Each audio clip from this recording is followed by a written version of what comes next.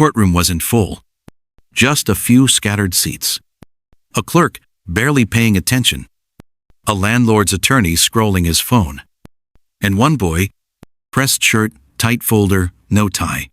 17. No license, no title, just the son of a woman they were ready to evict. No one expected him to speak. But when he did, quoting city code, pointing to a missing signature, and calmly dismantling the eviction with a statute they all overlooked, the room fell quiet. Not out of respect, but because a courtroom built to ignore boys like him just got reminded, the law doesn't care how old you are, only whether you read it. Case number 416B, Carter versus Lismore Housing. The clerk read aloud. The judge adjusted his glasses. Counsel for the defense? There was a pause. Then, from the back row, a voice. That's me. The judge squinted. Saw a tall, thin teenager walking toward the bench. Pressed shirt. Tightly held folder. No tie. And you are? Jordan Carter. I'm representing my mother. The judge frowned. Are you even 18? No, Your Honor. I'm 17. Then where is your attorney? Jordan stood straighter. We don't have one. I requested legal aid from 6 firms. None replied. So, you're filing a motion on your own? Yes, sir. I filled out the housing defense packet from the state website. Attached documentation. I also included a motion to stay, based on improper notice. There was silence. The landlord's attorney finally looked up. Your Honor, this is highly irregular. But the judge raised a hand. He opened the file in front of him, thumbed through it. Neatly organized. Labeled tabs. Highlight marks in the margins. Did you prepare this yourself? Yes, Your Honor. I used the state's public resources. The judge leaned back. He'd seen a lot in 30 years. But never this. Very well, the judge said slowly. You may proceed. But be advised, this court has little patience for theatrics. Jordan nodded once. Understood, Your Honor. He opened his folder. Page 1. A printed copy of the lease agreement. Page 2. A certified mail receipt showing the landlord had delivered a notice of eviction just 7 days prior, 3 weeks short of the required notice under housing code. Jordan spoke clearly. No filler. No legal jargon he didn't understand. He cited dates, quoted statutes, explained, line by line, why the eviction was premature both by timing and by procedure. The landlord's attorney shifted in his seat. Tried to interrupt. Objection, Your Honor. This isn't a real legal proceeding. It's a performance. But the judge waved him off again. I've read the file, and frankly, I've seen worse briefs submitted by licensed attorneys. He turned back to Jordan. Is this your signature on the declaration? Yes, sir. And my mother's. The judge closed the folder. Then this court will hear the case. The opposing counsel didn't speak again. Jordan sat down next to his mother, who hadn't said a word since walking in. She reached over, gently touched his wrist. Didn't cry. Didn't whisper. Just breathed. Deep and slow. Like for the first time in weeks. There was space to. Jordan didn't grow up around courtrooms. He grew up around silence. Around the hum of the washing machine his mother fixed with duct tape. Around the early morning alarms before her first job. Around overdue bills and quiet dinners and bus stops in the rain. His mom, Lillian, worked 6 days a week cleaning offices that didn't know her name. She didn't complain. Not when rent went up. Not when her hands cracked from chemicals. Not even when the eviction notice came. She just said, "We'll figure it out." But Jordan saw through that. He saw the unpaid water bill. The missed shifts she didn't mention. The tears she wiped before entering the room. So he tried to help. Not by asking. Not by arguing. But by reading. He didn't understand much at first. Housing codes. Lease clauses. Statutory requirements. They were written in another language. A language that didn't care about people like them. Still, He printed everything, underlined every phrase, watched free legal webinars on YouTube, took notes like he was prepping for the SAT. And then, when they had no lawyer, no answer from any legal aid service, he stopped waiting. If they won't speak for us, he thought, then maybe I have to. Not because he believed he could win, but because he couldn't stand to see his mother lose without being heard. Jordan had never been inside a courtroom before the day he filed the paperwork. He didn't know where to sit, what to wear, or how to speak. But he knew how to read. And that, he decided, would have to be enough. After the sixth unanswered legal aid request, he sat at the kitchen table and pulled out a sheet of paper. Not for school, not for homework. It was the state's official form, Tenant Response to Eviction Proceedings.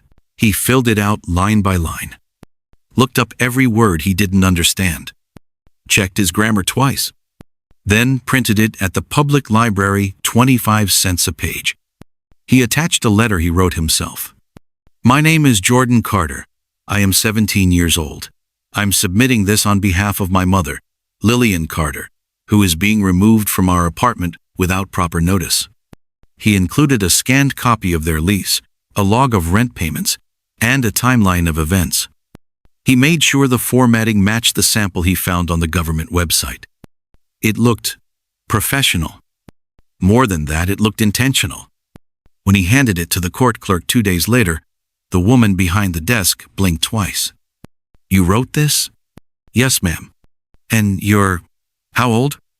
17. She stared at him a moment longer, then stamped it. Hard. We'll see what the judge says. Jordan didn't smile. He didn't need to, because he had already learned something powerful. When the system won't let you in through the front door, sometimes you build your own entrance. With a stapler, a statute, and the belief that someone, somewhere, might actually listen. The notice came on a Thursday. Red ink. Bold type.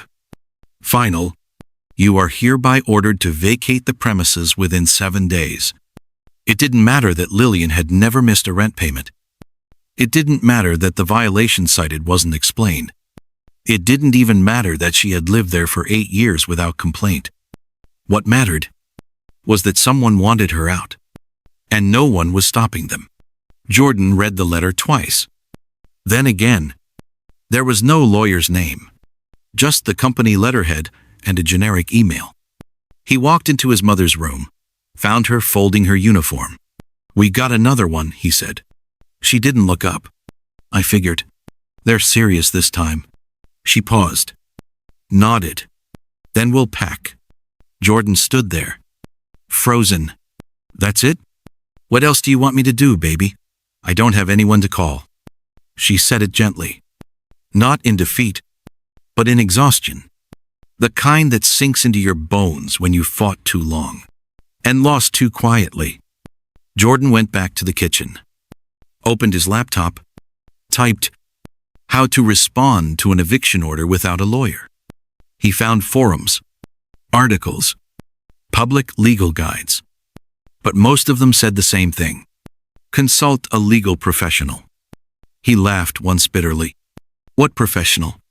That night, he opened a blank document, started building his response. Not just a protest, a case. Because if no one was going to fight for them, he would fight anyway. Even if no one took him seriously. Even if no one showed up to help. Even if he had to walk into that courtroom alone. He spent the next 2 nights at the kitchen table. No television. No phone. Just legal code, rental policy PDFs, and a highlighter he borrowed from school. He read every line of the lease again, then cross-referenced it with tenant rights statutes from the city housing website.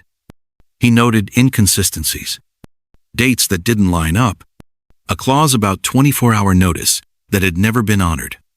Every time he found something, he wrote it down twice. Once for himself, once for the court. On the 3rd night, he printed the whole thing. 37 pages. Organized. Tabulated. labeled with a sticky note that read, "Evidence. Jordan Carter. Pro C filing." He brought it to the courthouse that Friday. It was quiet. The security guard didn't look twice. The clerk behind the counter raised an eyebrow, but said nothing when he handed over the file. "This is for a case?" "Yes, ma'am. Eviction." "You're the tenant?" "My mother is. I'm filing on her behalf." She flipped through it.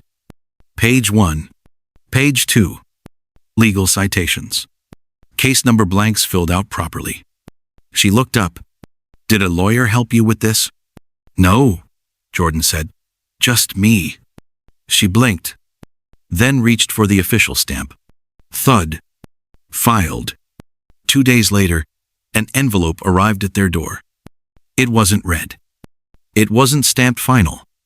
It was a court summons. Jordan opened it with careful hands. "Your request for hearing has been approved. You are scheduled to appear on the 14th at 10 a.m. No one had told him it would work. No one had even said it was possible. But here it was. An invitation from the very system that had tried to ignore him. And now, he had a seat at the table. And he wasn't coming empty-handed. The courthouse was colder than Jordan expected. Not just the temperature. The atmosphere. Hard tile. Dim lights. People speaking in whispers like the walls could hear. He stood in the hallway outside courtroom 2B, holding a folder thicker than his backpack. His mother sat beside him, wearing her cleanest shoes. Her hands were folded, knuckles white. "You sure you want to do this?" she asked quietly. Jordan nodded. "They said I could." "I know they did," she whispered, "but that don't mean they want you to." At 9:58, the bailiff opened the door. "Carter hearing, let's go." Jordan walked in first. No suit. No tie. Just his best shirt and pressed jeans. Hair combed back. Face calm. The judge was already seated, an older woman with steel gray eyes and a voice like a closing file drawer. "Pro se representation noted. Is this Mr. Carter?" "Jordan Carter, Your Honor. Representing my mother, Lillian Carter." She scanned her notes. "You're 17? "Yes, ma'am." A pause. The opposing counsel, a sharp man in a gray suit with horn-rimmed glasses, didn't hide his smirk. "I trust the court is aware this is highly unorthodox." The judge didn't look up. "We allow pros defense under state code. Mr. Carter filed properly. Let's proceed."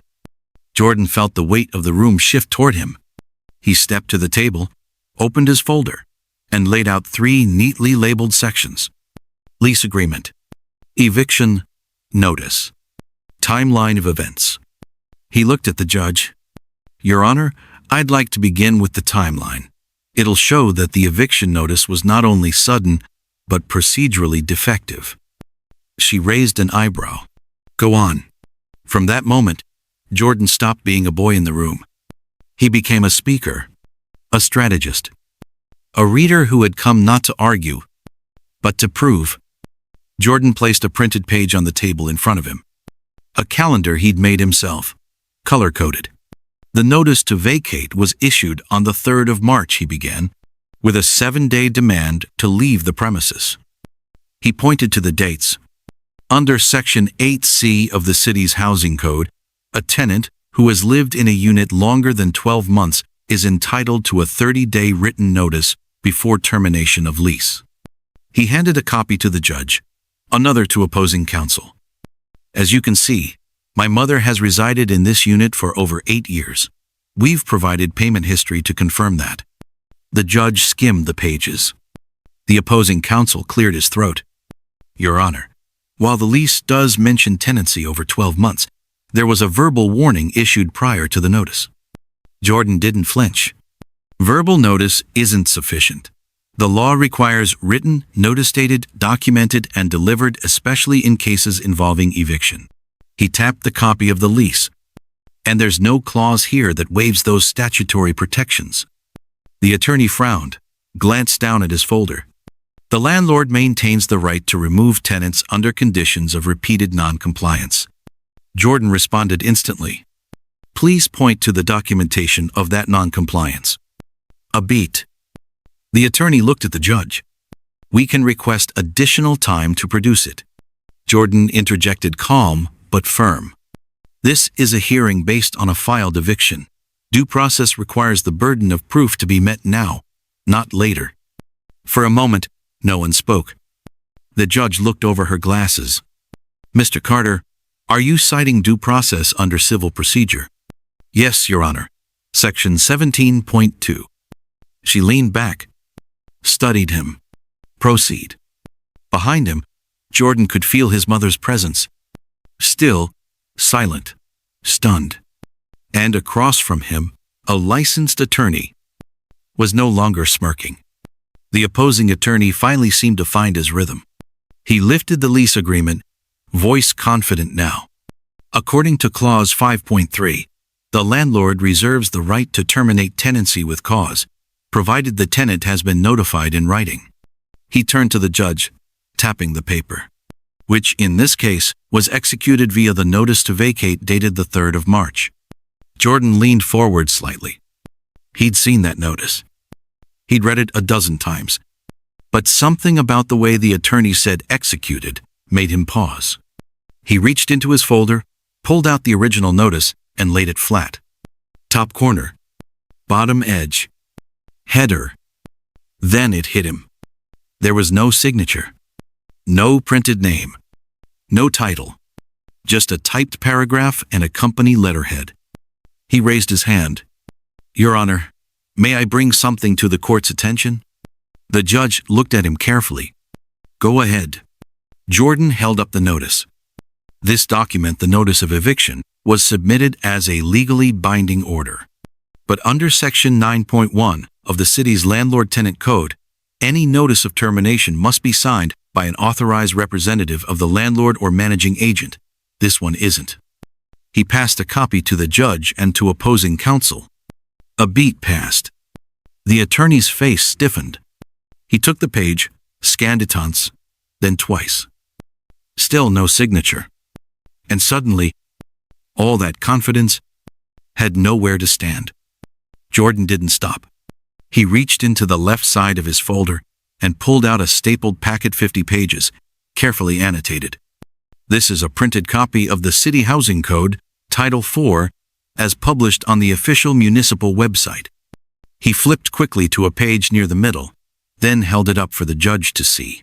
Section 7.4, subparagraph B, explicitly states, any notice of lease termination or eviction shall bear the written signature of a licensed property manager, landlord, or designated legal representative in order to be considered valid. He passed a highlighted copy to the judge, another to the attorney, another to the clerk. The judge read in silence, lips moving slightly. Her brow furrowed. You're saying the notice is procedurally invalid because no one signed it? Not just unsigned, Jordan replied. Unlawful, because it doesn't meet the statutory requirement. No name, no title, no authorization. The opposing attorney flipped his own packet, clearly flustered. Your Honor, surely the court doesn't expect a high school student to interpret municipal housing law better than... He didn't interpret it, the judge said flatly. He cited it, precisely. The room fell into a heavy stillness. Jordan said nothing more. Because he didn't need to. The document, and the silence surrounding it, spoke for him. The judge lowered the paper slowly. She didn't speak. Didn't blink. The opposing counsel shifted in his seat, suddenly very aware of how loud his earlier confidence had sounded. The clerk looked up from her notes. Even the bailiff paused, halfway through a sip of coffee. It wasn't dramatic. It wasn't emotional. It was heavier than that. It was quiet. Because in that moment, a courtroom full of adults realized they'd overlooked something. Not a clause. Not a code. A boy. Jordan stood exactly where he'd been standing. No raised voice. No fist on the table. Just a single point, backed by a single page, from a law he hadn't written, only read. The judge finally exhaled. Mr. Carter, would you mind telling this court where you learned to prepare a file like this? Jordan met her eyes. The city website, and a few forums. I printed everything and read it after school. The judge gave the faintest nod. Not of approval, but of acknowledgement. The kind that says, you don't belong here, but you earned it anyway. She turned to the opposing attorney. Do you dispute the absence of a required signature? A long pause. No, Your Honor. The judge looked back to Jordan. Then I will need a moment to review the full file. Please be seated. Jordan sat down. Behind him, his mother reached over, rested her hand on his back. Not to comfort him, but to steady herself. Because sometimes, victory doesn't sound like cheering. It sounds like everyone else. Finally, going quiet. The judge removed her reading glasses from their case. Slowly, deliberately, she leaned forward, held the unsigned eviction notice in one hand, Jordan's printed housing code in the other. She read each page like it mattered. Because now, it did. After several minutes, she spoke. Not to the clerk, not to the attorneys, but to Jordan. Mr. Carter. He looked up. Where did you learn to do this? Jordan hesitated. Not because he didn't know the answer, but because no one had ever asked him like that before. I didn't learn it anywhere. I just looked. I read what was available. I paid attention. The judge tilted her head. No training? No legal advisor? No, ma'am, just me. My mom needed help. No one else answered. A longer pause followed. This wasn't the kind of answer judges usually heard. But it was the only kind that made sense. The opposing counsel didn't speak. He knew the tide had turned. There was no point contesting a signed statute. With a silent error, the judge glanced back at the bench. Then she said the words that changed the air in the room. Let the record reflect that the defendant represented Procejas demonstrated that the eviction notice in question is non-compliant with city law. This court will issue a formal ruling shortly. But I see no basis for removal. She set the paper down. Jordan sat still. His mother finally let out a breath. And for the first time, so did the judge. The judge looked at Jordan again. This time, not as a witness. Not as a teenager. As something else entirely. You said you read all of this on your own? Jordan nodded once. Yes, ma'am. Where exactly did you learn the language? The procedure? The structure? Jordan didn't blink. From a PDF, Your Honor. A PDF? Yes. From the city government website. It had the housing code, the tenant defense packet, and a link to sample forms. He paused. I read it, every page. Some twice. No embellishment. No speech. Just the truth. Plain and sharp. The kind that doesn't argue. It lands. The judge said nothing more. She didn't need to. Because in that moment, what Jordan said was louder than any objection, any citation, any legal title in the room. A 17-year-old boy, armed with nothing but public documents, had just forced a courtroom to reckon with itself. And all he used was what they themselves had published. And forgotten. Judge Eleanor Wade had presided over more than 2,000 housing cases. She thought she'd seen everything. Forged signatures. Fake sob stories. Landlords who exploited loopholes. Tenants who weaponized sympathy. But never, not once, had a high school student walked into her courtroom with case law, city code, and a more airtight filing than some attorneys she saw weekly. She sat in chambers after the hearing, the file still open on her desk. Jordan Carter. 17. No counsel. No precedent. Just pages carefully labeled, legally sound, and morally unshakable. She reread his submission. Not because she had to. Because she wanted to. Something about the precision. The quiet. The audacity to show up prepared in a world that expected him to fail. She'd heard his voice in her head all afternoon. "I just read it. Every page. No ego. No theatrics. Just truth." And it made her uncomfortable. Not because he'd embarrassed the court, but because he hadn't. He'd reminded her of something she hadn't felt in a long time. Responsibility. The kind that isn't procedural. The kind that demands more than rulings. The kind that asks, what happens when the only person who did the work is the one we never trained?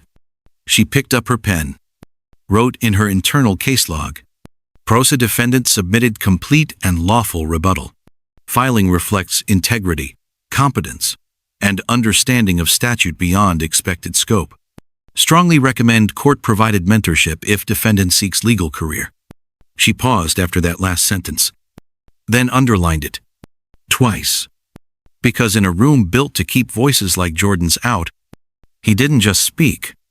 He reset the tone. The next morning, Judge Wade arrived early. She requested a private review of the Carter file. Not because she questioned her ruling, but because she wanted it recorded correctly. She reread the Municipal Housing Code, verified Jordan's citations, cross-checked the case law he referenced in his appendix. Every reference held. Every argument was real. She'd seen licensed attorneys fudge worse. At 10:06 a.m., she stepped into the courtroom, robe on, gavel ready. The clerk opened the session. Final ruling, Carter v. Lismore Housing. Jordan and his mother were already seated. This time, the courtroom was a little fuller. Word had spread. The landlord's counsel sat stiffer than usual. Judge Wade looked directly at Jordan. "Mr. Carter, after full review of your filing and city housing law, this court affirms that the eviction notice is non-compliant. Accordingly, the motion for removal is denied. The case is dismissed." She paused, then added clearly, audibly, "Let the record reflect. This courtroom was properly educated by a 17-year-old acting pro se, with clarity, accuracy, and respect." There were no cheers. Just stillness. Jordan nodded. Didn't smile. Didn't move. His mother's hand gripped his just a little tighter. As the judge stood to leave, she turned once more. "Mr. Carter, if you ever apply to law school, I hope you put this on page 1 of your application. And if no one offers to sponsor you, come see me." The room stayed silent as they left. Because in that moment, everyone knew. The most qualified person in that courtroom hadn't worn a suit or held a license. He'd just done what no one else did. He cared enough to read everything. Jordan didn't walk out of the courthouse feeling like a hero. He walked out tired, quiet, still holding the same folder he'd walked in with. There were no cameras, no news crews waiting on the steps. Just a boy and his mother, stepping back into a world that almost made them disappear. They didn't talk on the bus ride home. She stared out the window. He stared at his shoes. Only when they reached their apartment building did she finally say it. "You did all of this for me?" Jordan didn't hesitate. "You did it for me first." And that was the truth. This hadn't been about proving anything. Not about brilliance. Not about outsmarting a system that never invited him in. It was about love. About the quiet, unshakable belief that someone you care about deserves to stay in their home, deserves to not be erased, deserves to be heard. And when no one else would say that for her, he decided he would. Even if he had no degree, no office, no permission. Because sometimes the people most worth defending are the ones who taught you what it means to stand. And sometimes you don't need the right words. You just need to say them loud enough to be heard. In the weeks that followed, nothing changed. Bills still came. The apartment still leaked. His mom still left before sunrise to catch the early bus. But something felt different. The weight of silence, that crushing, invisible heaviness Jordan had grown used to, had lifted. because he had spoken into it, and it had answered back. Not with applause, not with reward, but with respect. He went back to school the next day, sat in the back of class, and no one knew what he had done. No one knew that while they were worrying about tests and crushes, he had stood in front of a judge and rewritten the ending to his family story.